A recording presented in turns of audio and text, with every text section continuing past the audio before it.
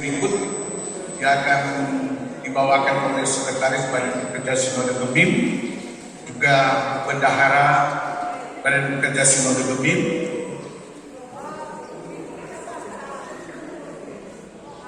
bidang AKS TKP Jakarta 4, maka biasa refreshing sedikit lagi kita berdiri, para penyanyi ada lagu anak sekolah minggu. Kalau rasa gembira, tepuk tangan. Iya, boleh tuh kan? Sebagai sedikit tuh. Badan jadi kalau rasa Badan Pekerja Sinode BEM pada penjelasan. Damai di hati. Damai di hati. Shalom. Kita bersyukur karena ada pada tahapan ini. Banyak selamat teman-teman yang sudah dipilih oleh Tuhan untuk menjadi yakin penatua ataupun ketua-ketua Kompelka Jamaat yang menjadi penatua periode 2022-2026. Materi saya sakramen dalam pengakuan iman tradisi gereja Reform, tidak panjang, dan materi ini didasarkan pada buku Bertumbuh dalam Kristus yang sudah dicetak oleh para pekerja Badan Sinode dan mungkin sudah ada meski baru terbatas ya.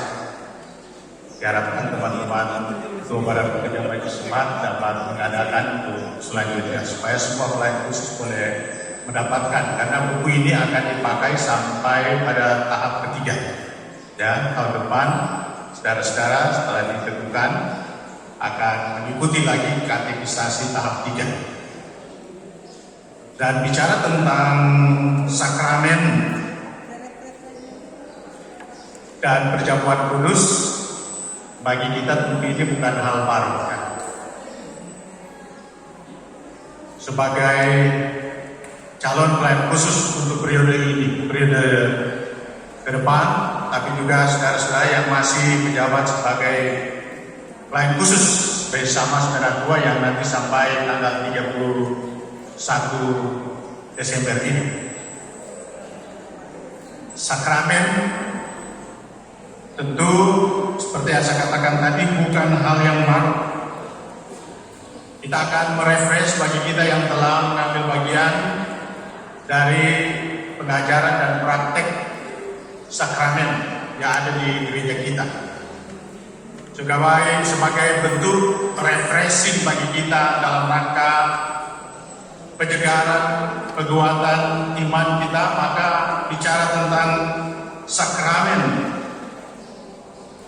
dalam kehidupan gereja kita ini mengingatkan kita bahwa pelaksanaan praktis gereja kita ini didasarkan pada pengajaran Alkitab dalam tradisi Calvin, dan kita juga melihat bahwa sakramen baptisan dan sakramen perjamuan kudus adalah dua bentuk sakramen yang kita akui dan kita lakukan dalam persekutuan hidup berjemaat.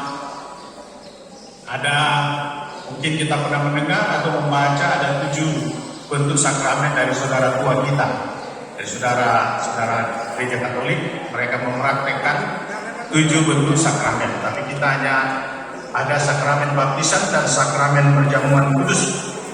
Nah, dalam membahas ini kita akan melihat tentang pokok penting sakramen yang harus dipahami oleh semua anggota jemaat BEM yang bertumbuh dalam tradisi gereja Reform, dan lebih khusus tentu sebagai calon diaken dan calon penatua di gereja masih di Zaza untuk periode 2022-2026.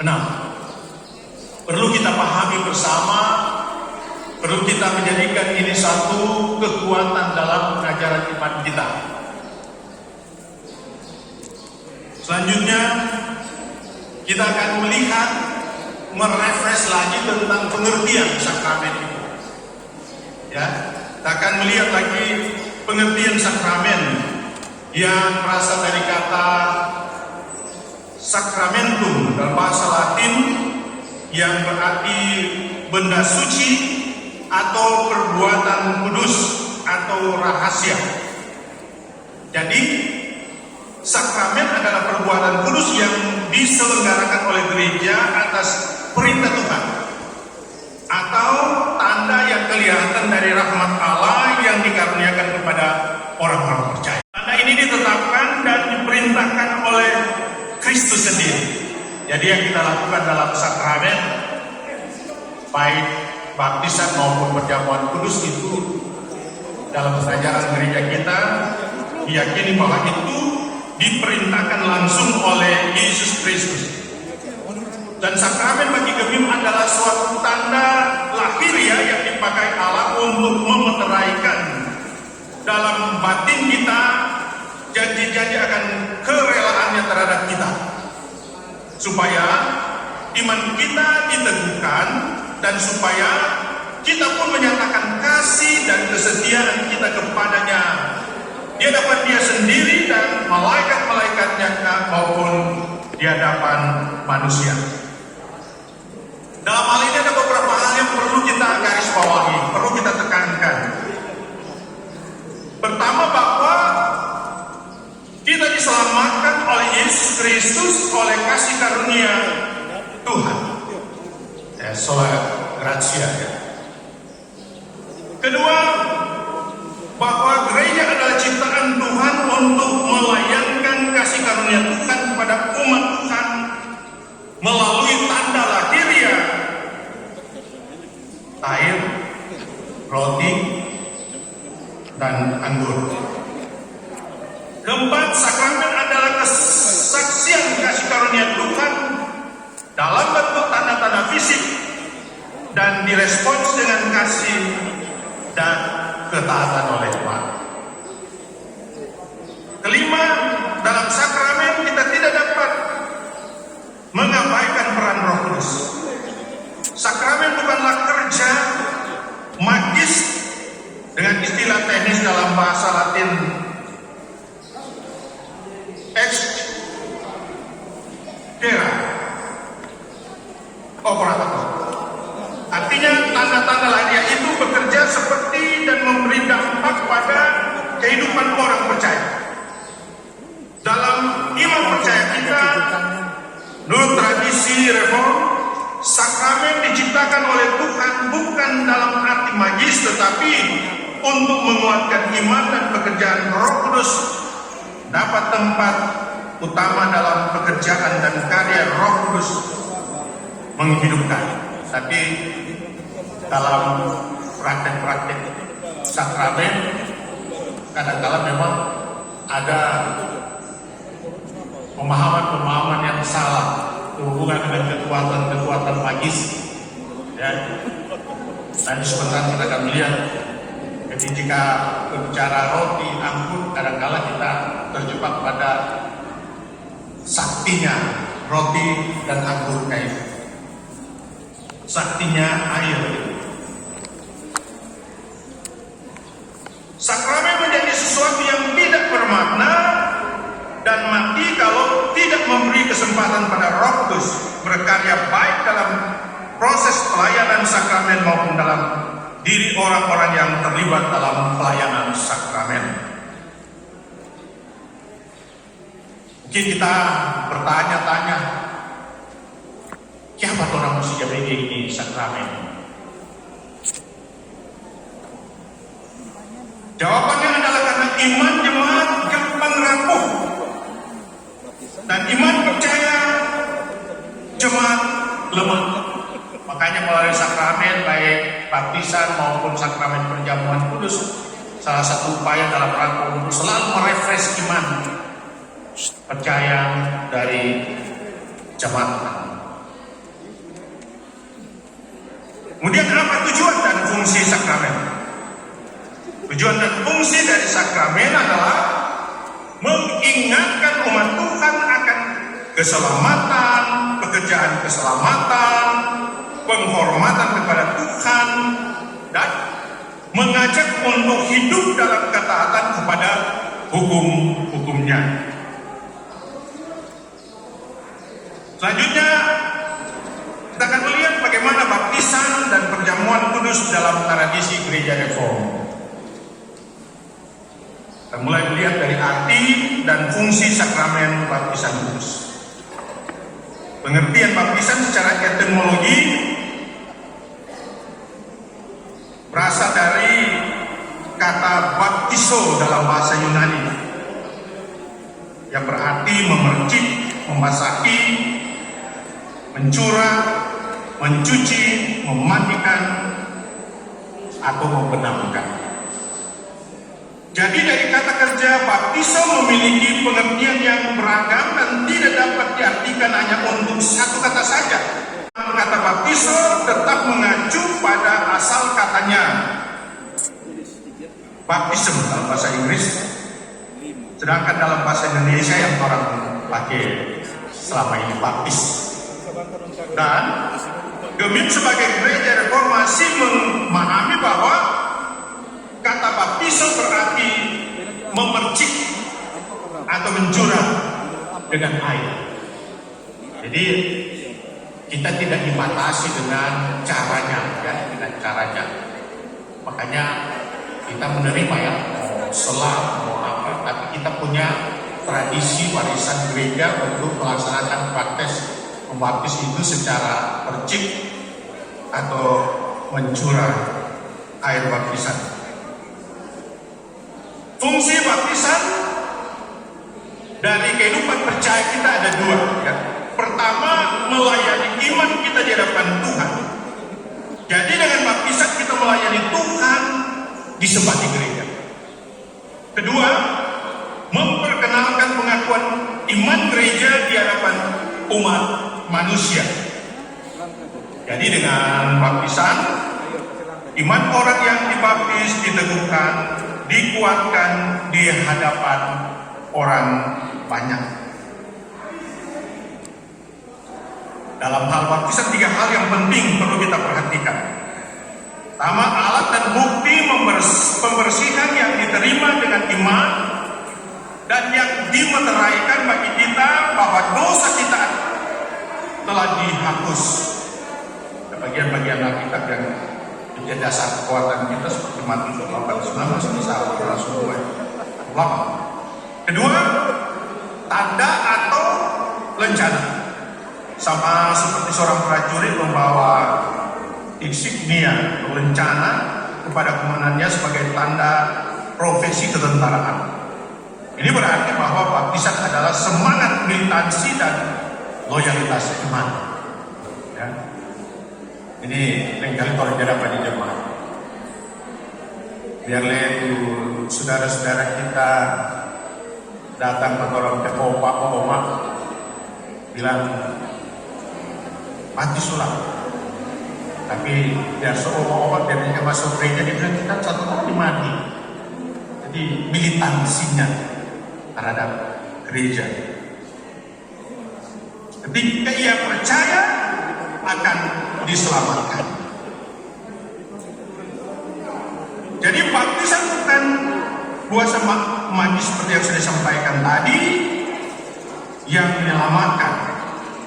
Oleh karena itu keliru kalau kita memperlakukan baptisan seperti pemahaman ini. Ya, seperti yang saya katakan tadi, termasuk kita telah memuat itu dalam tata gereja tentang baptisan dengan tegas, ya. Salah satu pengajaran dan praktek baptisan dapat dilihat sebagai sesuatu yang kadang-kala dipengaruhi oleh situasional dalam pengalaman pelayanan, tapi juga dalam pemilihan ini bagi mereka yang dibaptis ulang sebelum tanggal 29 Maret 2021 dianggap boleh dipilih karena mereka telah bertobat dan menyadari kesalahan. Seperti apa? Seperti kesalahan pemahaman bahwa baptisan itu memiliki kekuatan magis. Ya. Sampai kemarin masih ada surat yang masuk di meja saya tentang penggempalan terhadap seorang penatua yang dibaptis ulang. Dan dalam penggempalaan dia katakan bahwa dia cuma ikut lantaran ini hamba Tuhan bilang supaya anak bapak mau baik, kamu sisi keluarga mesti dibaptis. Kami alami waktu pelayanan waktu lalu, ada hamba Tuhan yang datang pada satu hamba Tuhan pelayan khusus penatua dan diiming-imingi kemajisan dari baptisan itu, bahwa dia mama yang sementara sakit harus baptis supaya sembuh. Sehingga malam orang bawa di kebun pembaptis, besok mama itu mati. Jadi ini kesalahan-kesalahan pemahaman menempatkan baptisan itu sebagai kekuatan magis. Ya. Baptisan memberi kepastian akan pengampunan dosa, kemurnian Kristus ada hadir dalam baptisan, dan kesucian baptisan tetap berlaku dan tidak dapat berkurang oleh satu noda sekalipun. Nah, itu baptisan tidak memberi keleluasan bagi orang percaya untuk berbuat dosa. Jika berbuat dosa, maka baptisan dan nilai iman di dalamnya memberi pegangan, memulihkan dan menghibur orang percaya untuk tetap hidup di dalam iman kepada Yesus Kristus, supaya di dalam usaha yang hidup tidak disetir oleh kebingungan nilai hidup, bahkan keputusasaan. Ini berimplikasi kalau orang menyangkal iman, kemurnian baptisan tetap berlaku sehingga tidak perlu orang dibaptis lagi. Ya. Jadi penegasan tentang baptisan ulang tidak diterima oleh gereja kita dalam petunjuk bahwa saya katakan sebelum tanggal 9 Maret, sebelum tata gereja 21 diputuskan. Sesudah itu orang kasih pengajaran, ketegasan bahwa baptisan ulang itu tidak diterima oleh gereja. Kalau masa lalu mungkin dia terdesak dengan ancaman-ancaman tadi, tapi sekarang dia tahu. Jadi kalau ada pelayan khusus syamas diakon dan penatua nanti akan dibaptis ulang, berarti dia suasananya sangkal di iman. Nah, gitu. Penegasan untuk tidak diterima kalau dia dibaptis ulang setelah mendapatkan pengajaran, penegasan ini. Kalau begitu cara pembaptisan bagaimana? Memang kita mewarisi suatu bentuk pengajaran praktek pembaptisan itu dalam perjanjian lama yang kebanyakan dilakukan dengan cara pemercikan, seperti baptisan Yohanes. Dalam Matius 3 ayat 1-12 adalah pembaptisan yang dilakukan dengan cara pemercikan dan penyiraman. Demikian juga ketika Petrus berkhotbah dan banyak orang menjadi percaya, dalam Kisah Para Rasul 2 ayat 41 dikatakan orang-orang yang menerima perkataannya menjadi dibaptis. Pada hari itu juga jumlah mereka bertambah kira-kira 3.000 jiwa. Ini pertanyaan bagi kita, cara bagaimana Petrus melakukan itu? Karena Petrus berlatar belakang Yahudi, tentu saja pembaptisan yang dilakukan adalah dengan cara memercik. Dan menurut hukum Yahudi, menyelamkan seorang untuk masuk upacara ke dalam sebuah kolam atau tangki air akan berakibat bahwa air itu tidak bersih, dan karena itu tidak dapat digunakan untuk penyelaman selanjutnya dalam tradisi itu. Hal paling utama yang harus diperhatikan bahwa baptisan harus dilakukan dalam nama Allah Bapa, tidaklah menentukan atau menyelamatkan. Yang menyelamatkan adalah Tuhan Allah sendiri, yang memperkenalkan diri sebagai Bapa, Anak, dan Roh Kudus, dan iman percaya kepada Tuhan yang menyelamatkan.